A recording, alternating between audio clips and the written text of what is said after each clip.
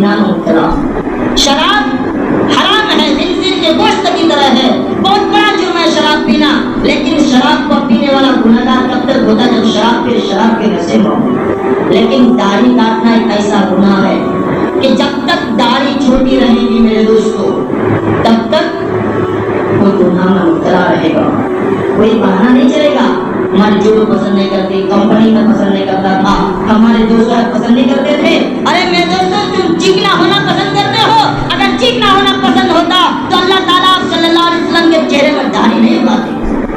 آپ صلی اللہ علیہ وسلم کی جیسا حسین و جمیل انسان اس روئے زمین میں پیدا نہیں ہوا ہے، اس حسین و جمیل انسان کے چہرے میں اللہ نے داڑھی دیا ہے. تو مرد کی شان و خوبصورتی یہ ہے کہ چہرے میں داڑھی ہو.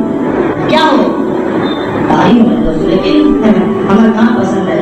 ماڈرن بننا پسند ہے. اور ظلم میں بالا ظلم یہ ہے کہ آج تو دہداریوں کو کھیل بنا چکے ہیں، طرح طرح کی کٹین اور ڈیزائن کرتے ہیں. کل قیامت کے دن اگر اسی وجہ سے پکڑ ہوگی، اللہ کے رسول صلی اللہ علیہ وسلم کھڑے ہو کر یہ پسند کرتے کیا تم میرے محبت کے جھوٹے دعوے کرتے تھے؟ تم کو میرے چہرے سے محبت نہیں تھی. صرف چھپا کے نہیں ملے، کوئی دوست نہیں ملے گا وہاں، کوئی بہانہ نہیں ملے گا کہ چوری پسند نہیں کرتے، سالیاں پسند نہیں کرتے، اسکول میں دوست پسند نہیں کرتے تھے، کمپنی میں پسند نہیں کرتے تھے. ایسا بہانے نہیں چلیں گے. میرے دوستو سوچنے کی بات ہے، ہنسنے کی بات نہیں ہے. ہم مسلمان ہیں، رسول اللہ صلی اللہ علیہ وسلم کے ماننے والے ہیں. جو چیز فرائض و واجبات ہیں کم از کم ان کو تو انجام دیں. ہم معاشر فرماتی ہیں